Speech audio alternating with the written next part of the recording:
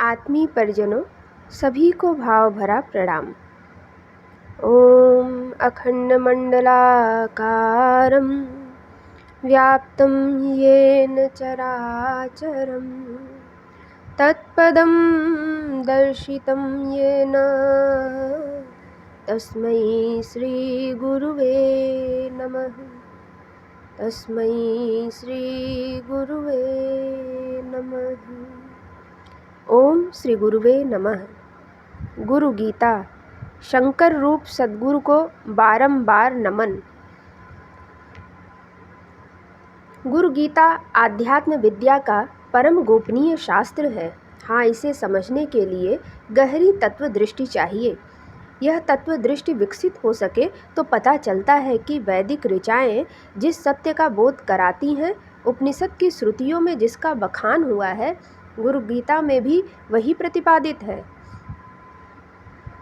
18 पुराणों में जिन परमेश्वर की लीला का गुणगान है, वही सर्वेश्वर प्रभु शिष्यों के लिए सद्गुरु का रूप धरते हैं। आध्यात्म विद्या के सभी ग्रंथों शास्त्रों को पढ़ने का सुफल इतना ही है कि अपने कृपालु सद्गुरु के नाम में प्रीति जगे। संतों ने इसे कहा भी है, पढ़िबे को फल गुनब है, गुनिबे को फल ज्ञान, ज्ञान को फल गुरु नाम है, कह श्रुति संत पुराण। यानी कि समस्त शास्त्रों को पढ़ने का फल यह है कि उस पर चिंतन मनन निधिध्यासन हो, और इस निधिध्यासन का फल है कि साधक को तत्व दृष्टि मिले, उसे ज्ञान हो, तथा ज्ञान का महाफल है कि उसे सद्गुरु के नाम की महिमा का बोध हो, उनके नाम में प्रीति जगे, उन्हें नमन का बोध जगे। यही श्रुति संत और पुराण कहते हैं। ऊपर के मंत्रों में गुरुभक्त शिष्यों को इसकी अनुभूति कराने की चेष्टा की गई है। इसमें बताया गया है कि शिष्य का परम कर्तव्य है कि वह अपने सद्गुरु को नमन करे, क्योंकि वही संसार वृक्ष पर आरूढ़ जीव का नरक सागर में गिरने से उद्धार करते हैं। नमन उन श्री गुरु को जो अपने शिष्य के लिए ब्रह्मा विष्णु महेश्वर होने के साथ स्वयं परब्रह्म परमेश्वर हैं। शिव रूपी उन सद्गुरु को नमन करना शिष्य का परम कर्तव्य है, जो समस्त विद्याओं का उदय स्थान और संसार का आदि कारण है, और संसार सागर को पार करने के लिए सेतु हैं। वे गुरुदेव भगवान ही अज्ञान के अंधकार से अंधे जीव की आँखों को ज्ञान अंजन की शलाका से खोलते हैं। गुरुवर ही अपने शिष्य के लिए पिता हैं, माता हैं, बंधु हैं और इष्ट देवता हैं। वे ही उसे संसार के सत्य का बोध कराने वाले हैं। ऐसे परम कृपालु सद्गुरु को शिष्य बार बार नमन करे और करता रहे। गुरु महिमा के साथ गुरु नमन की महिमा ही अपरिमित है। इसे गुरु गीता के अगले महामंत्रों में प्रकट करते हुए भगवान भोलेनाथ आदि माता पार्वती से कहते हैं,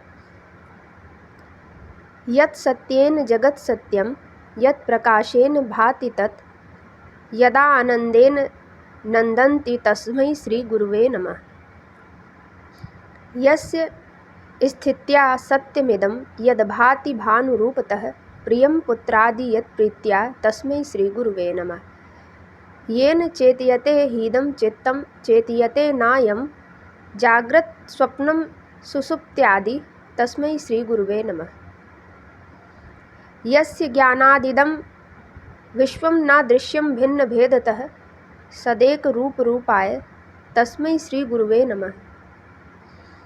यस्या मतं तस्य मतं मतं यस्य न वेद सः, अनन्य भाव भावाय, तस्मै श्री गुरुवे नमः।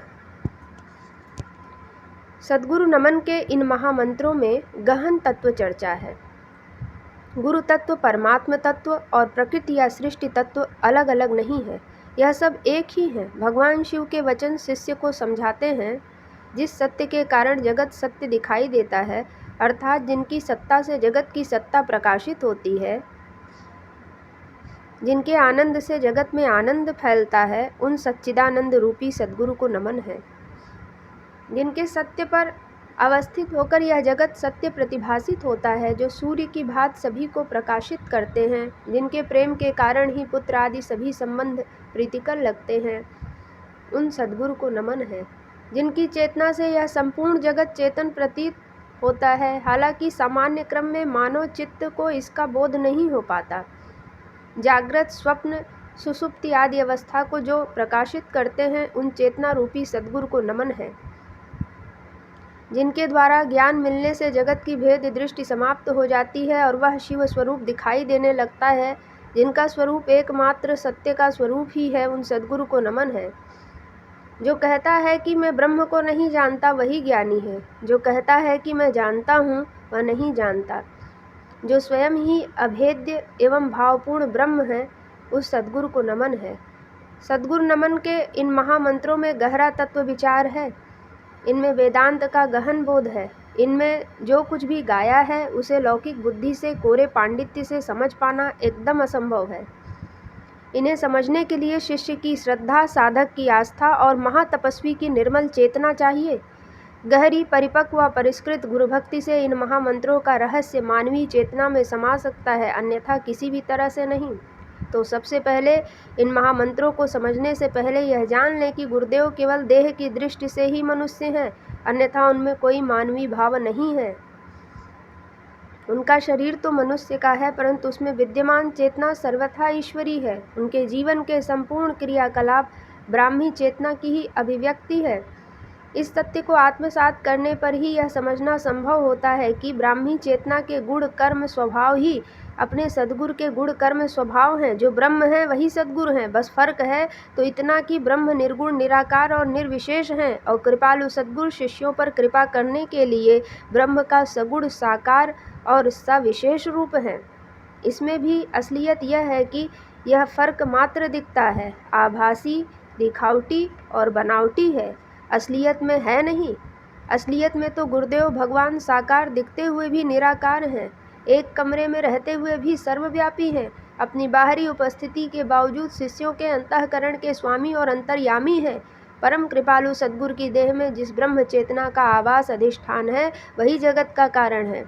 उसी के सत्य से जगत की सत्ता और आनंद है। उसी से सभी तत्व और सत्य प्रकाशित है। वही सारे संबंधों का आधारभूत कारण है। चेतना की सभी अवस्थाएं सद्गुरु चेतना से ही चैतन्य है। गुरु ही शिव है, वही विश्व रूप है। उनके इस स्वरूप को जानना अति कठिन है। कोरे बुद्धिपरायण लोग भला इनकी महिमा को क्या जाने। जो उनके लौकिक क्रियाकलापों को देखकर समझकर यह कहता है कि मैं जान गया, वह उन्हें बिल्कुल भी नहीं जानता। जो भक्तिपूर्ण हृदय से उन्हें समर्पित हो जाता है और यह कहता है कि हे प्रभु, मैं अज्ञानी आपको भला क्या जानूं, वही उन्हें जानने का अधिकारी होता है। वही ब्रह्म है। उन्हें जानकर सब कुछ जान लिया जाता है। उन्हें नमन ही शिव शक्ति और सृष्टि को नमन है। गुरु नमन के सत्य को जान लेने पर अन्य कुछ भी जानना शेष नहीं रहता।